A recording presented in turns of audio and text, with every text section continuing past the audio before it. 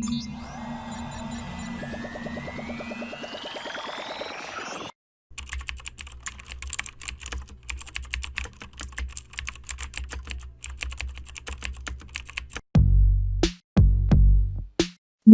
আমরা অনেক সময় দেখে থাকি ফাইবারে আমাদের আপলোডকৃত গিগ পোস্ট অবস্থায় থাকে। এমতাবস্থায় আমরা বুঝতে পারি না যে কিভাবে আপলোডকৃত গিগ অ্যাক্টিভ করব। তাই অনেকেই হতাশ হয়ে পড়ি। যাহোক, আজ আমি আপনাদেরকে দেখাবো কিভাবে ফাইবারে আপনার গিগ অ্যাক্টিভ করবেন এবং কিভাবে গিগগুলো আবার পুশ করবেন। ভিডিওটি শুরু করার আগে আপনাদের কাছে একটাই অনুরোধ, আপনি যদি চ্যানেলটিতে নতুন হয়ে থাকেন তাহলে প্লিজ চ্যানেলটি সাবস্ক্রাইব করে পাশের বেল আইকনটি প্রেস করে রাখুন। তাহলে আরো নতুন নতুন হেল্পফুল ভিডিও আপলোড দেওয়া মাত্রই তা সবার আগে পেয়ে যাবেন এবং উপকৃত হতে পারবেন। তো চলুন শুরু করা যাক।